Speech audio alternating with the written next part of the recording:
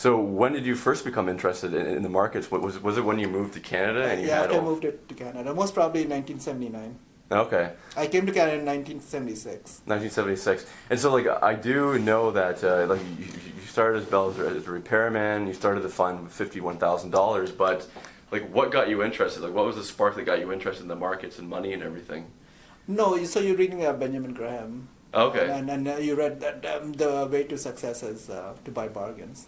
Okay, so like. And I was doing that all my life anywhere when I was in India. I was, I was buying stuff for my parents. Oh, interesting. Like when you go, like because my dad died, so I was doing most of the shopping for the family.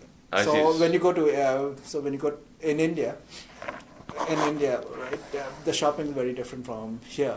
So if you go to Loblaws, everything is marked. The prices are marked. So you just pick whatever you want and off you go. In India, you have to haggle for every one of them. Interesting. So like. So I learned, So haggle is not simple. Yes. When you haggle, but before you can haggle, first you have to go to, let's say, several vendors, see the quality, see what they're pricing at. Yes. And then you're trying to buy them cheap.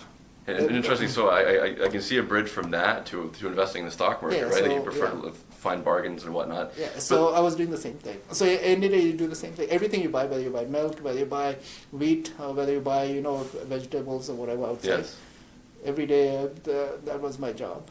So when you read The Intelligent Investor, like who introduced you to it? Like did you see it in the newspaper that it was a good? Yeah, I read something most probably in Financial Post saying the father of value investing was Benjamin Graham, and so it led one thing to the other. Were you buying stocks before that you read? No, I did not buy stocks. Okay, so I had no money. I scrambled for a living, so. Mm-hmm. So you read The Intelligent Investor. You got a job at Bell. As you gained some assets, you decided to start up that club. With, I believe it was 5 of your coworkers. Or 6. No, there was 6. Yeah. 6 of your coworkers. So where are those 6 coworkers now? Some have died. It's a long Okay. history now since 81. So 81 to now is how many years? 35, Yeah. 34 years. Yeah, some have died, and but some of them are worth a lot of money.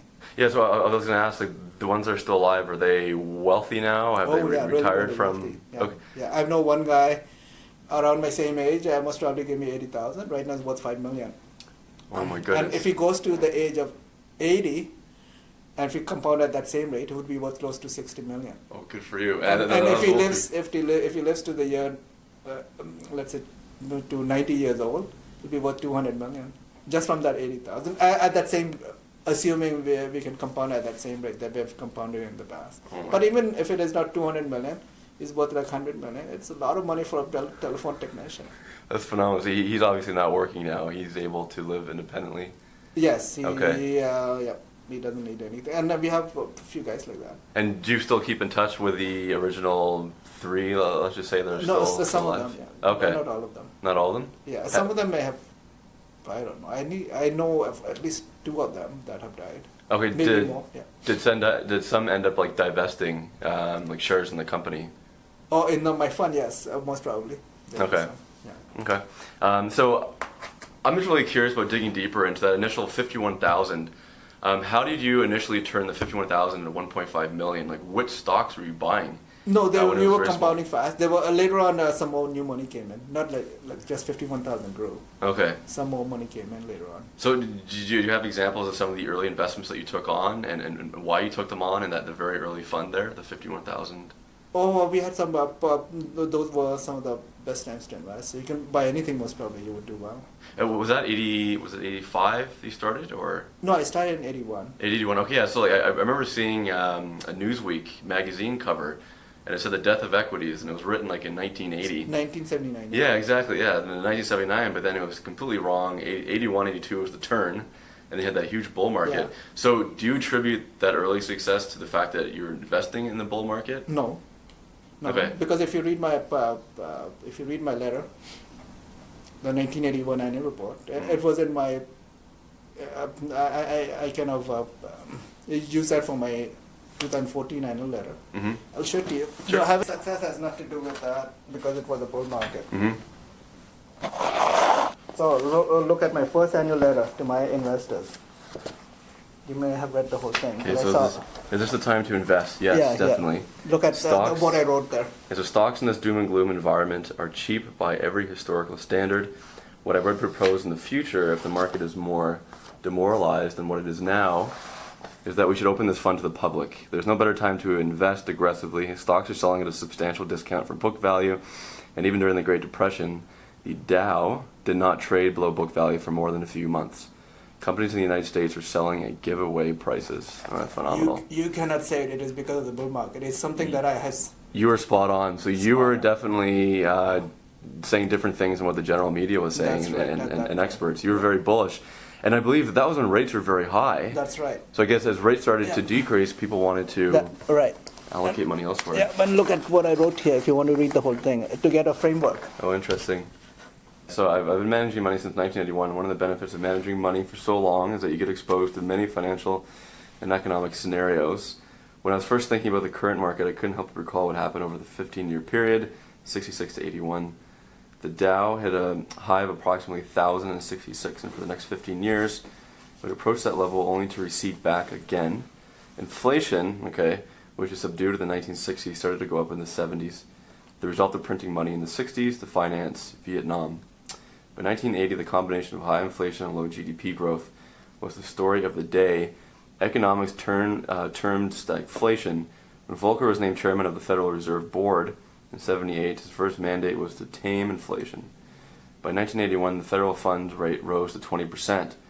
Eventually, in June 1982, a highly important economic measure, the prime interest rate reached 21.5%.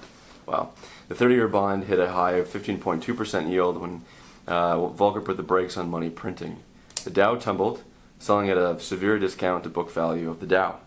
At the time, I was wondering how much lower the market could go. This is how I looked at the scenario. The interest rate was so high that I felt it could not remain at the level for any extended period of time without just killing the economy.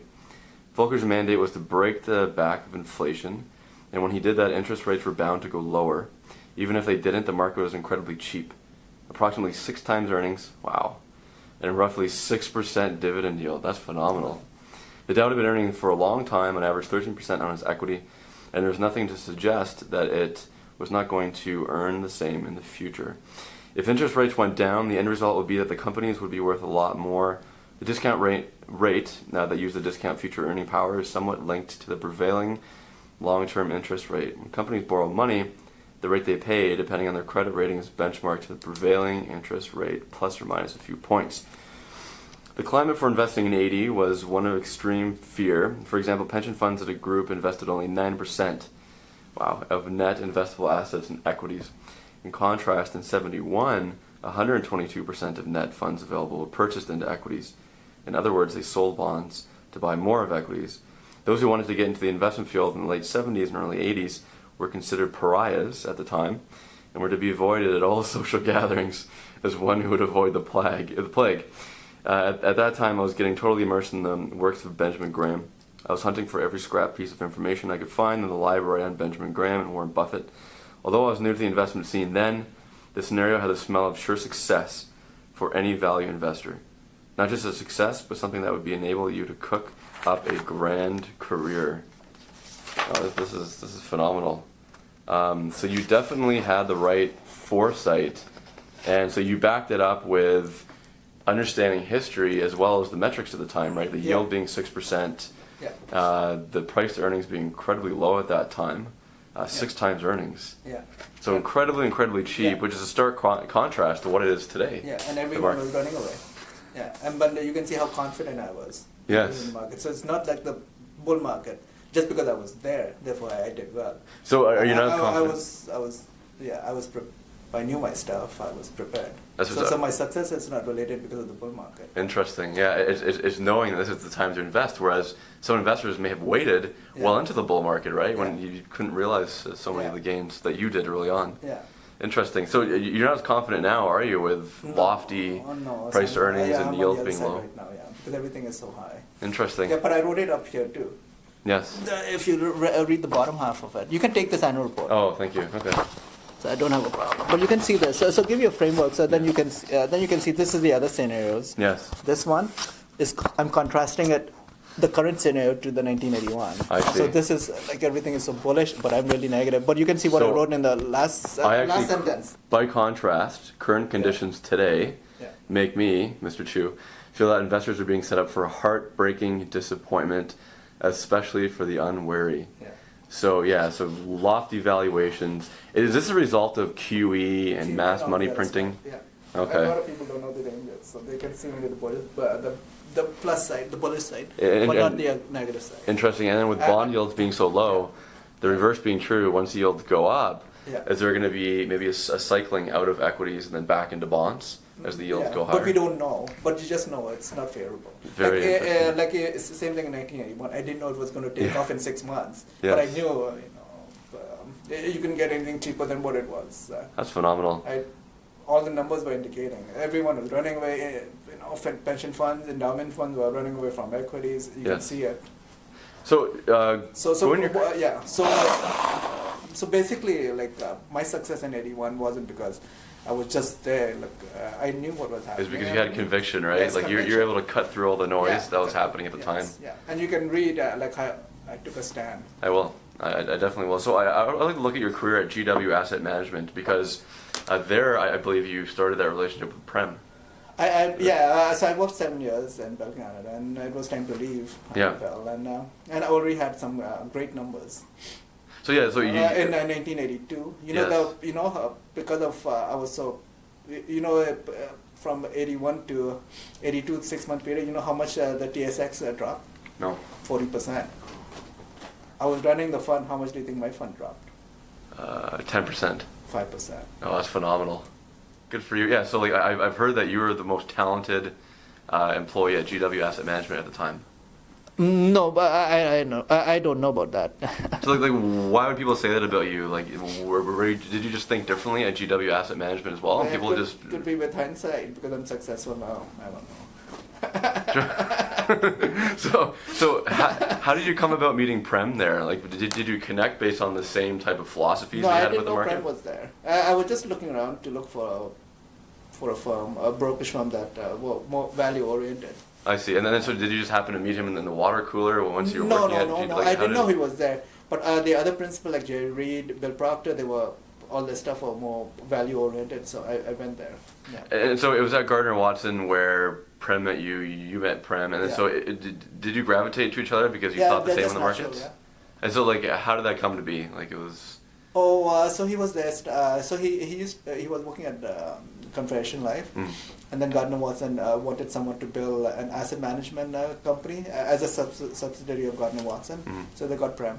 So then so you both had that connection, and then he went on to form Fairfax Financial eventually. Right. If we were to compare the portfolio of Fairfax Financial Holdings, the equities they hold, and then some of the equities you hold in the associate fund, there's some commonalities. For example, Resolute Forest You'll have about products. among a value fund, you'll have about 25% overlap, by and large, with a lot of other value guys. But then for smaller companies, like for a name like Google, I would understand. But then for a smaller company like Resolute, even like other ideas, I see it's commonalities.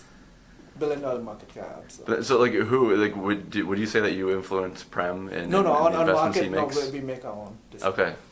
Yeah. Okay. I've been separated since 2007. I did work there for a while.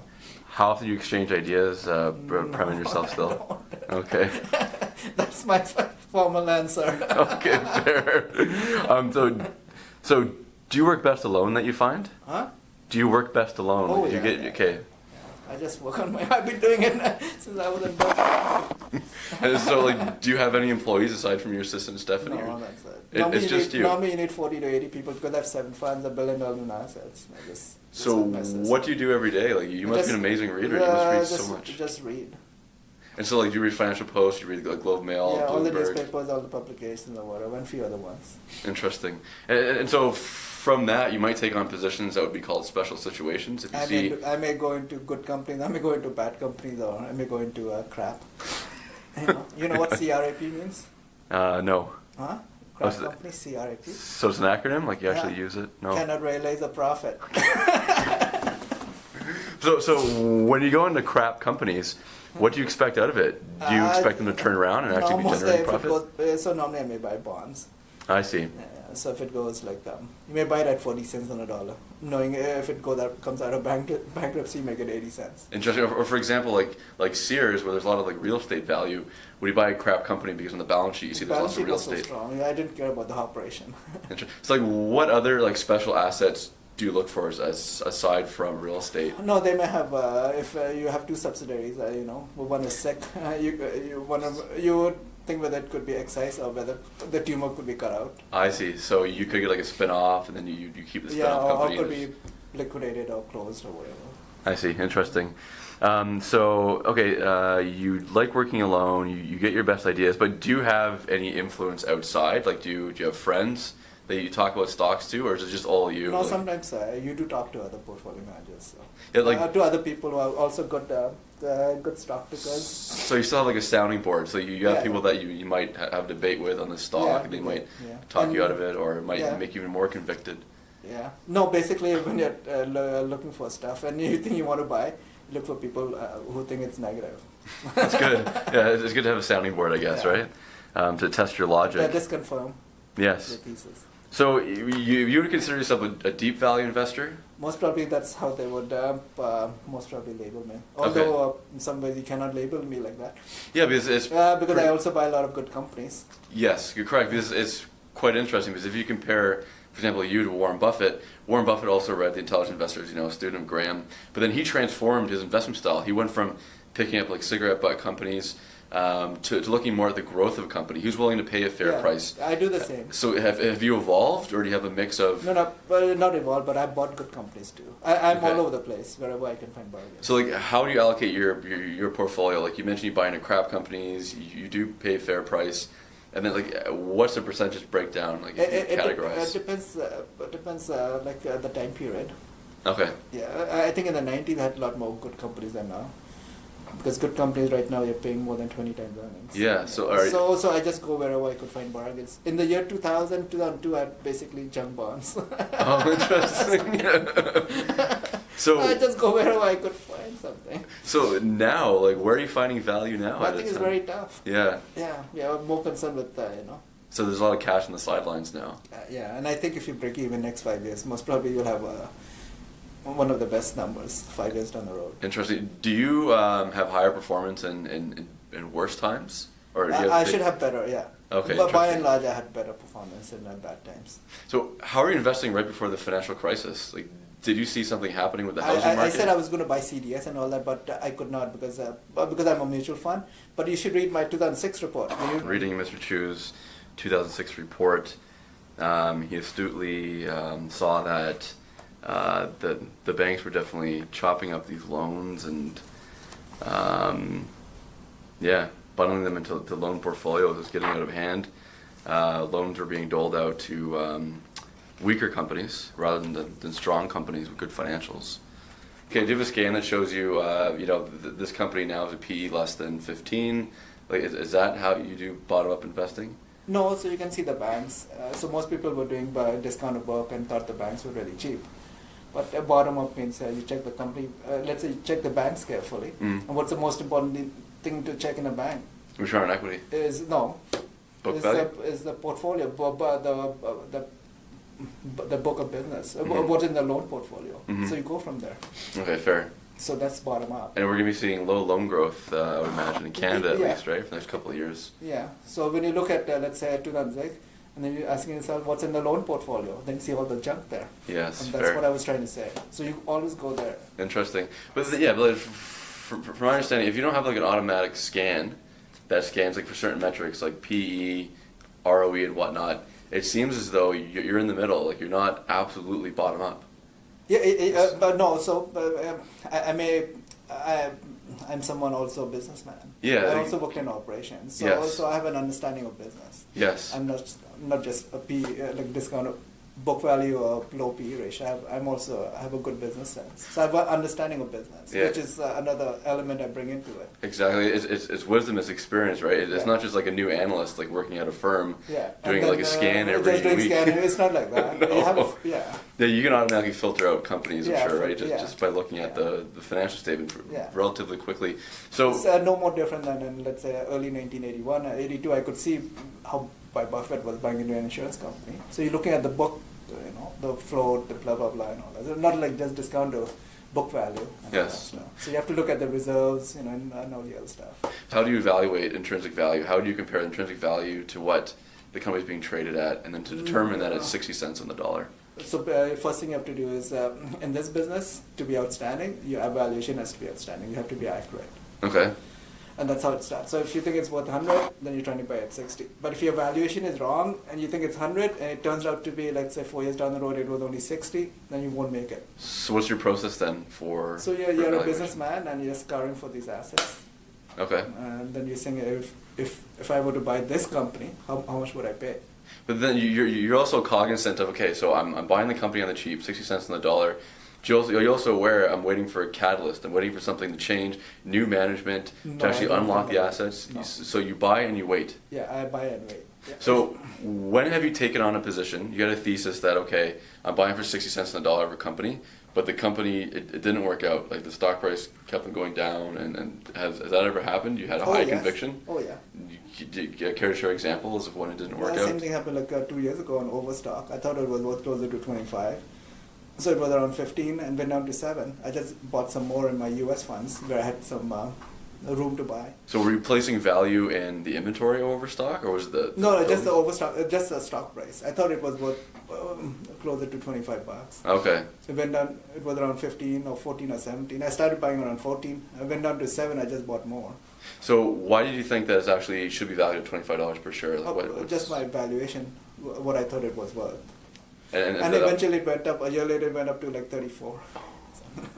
very good. Is that just based on the cash flow it can generate? Is that why The you felt? revenues it could generate, the potential of the business, the website, combination of factors. Okay.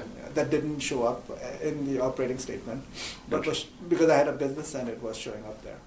So you don't shy away from investing in technology companies? Normally I shy away because of obsolescence risk and so on. Yes. I cannot predict, and I don't know what technology, what will happen 2 years from now. There could be another technology that would. So why have you invested in technology companies? Like what? Some of them like different factor? BlackBerries because patents are worth so much. Yes. And so I bought some around $7, and I thought patents were north of like $12, $13. And has the influence also been that Prem has been able to install a great management team? No, I through bought John it before Chen? him. Oh, even before him. Okay. I just bought it because it was around $7, and I felt the patent would be worth more than What 12, was 13, it? $14. Was it upon your influence and advice that Prem No, I've decided to do invest in with that. BlackBerry? Okay. Okay. All right. So we've seen that it's not so much a bottom-up process. It's It's a corner. somewhere in the middle. Yeah. Yeah. No, it's an understanding of business. Remember, investment is it's most profitable when it's business-like, and you must have that skill level to evaluate a business Mm-hmm. and ascertain what it is worth. So we'll That focus. accuracy of what it is worth will determine how good you are as an investor.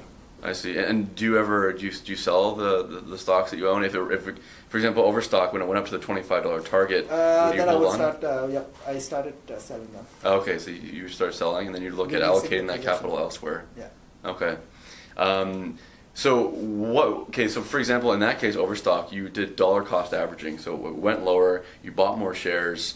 No, idea was not dollar cost. It was just that it was worth 25. I was willing to buy at 14.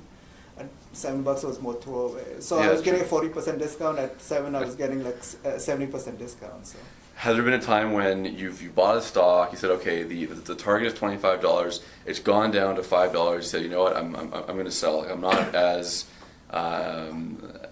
supportive now of my original position. no, you don't sell it because of that. Yeah, Okay. But you would sell it. My original valuation was $25. And now I'm seeing all these new statements, new financial statements coming in. Yeah. My new valuation was worth only $7. So you don't have like Then it goes stop to loss a good. orders? No, if it goes Okay. to 7, then I sell. It's just cheaper. Yeah. Okay. No, but if my valuation is $7 and it's around 6 or 7, I would sell it. I see, I Would see. mean my original valuation of 25 is wrong. Okay, so for example, if you thought it was worth $25, the business deteriorates Yeah. along with the stock price, then Yeah. you would sell. Yeah, if I think the valuation is now not 25, I made a mistake. Okay. Now my valuation is only $7.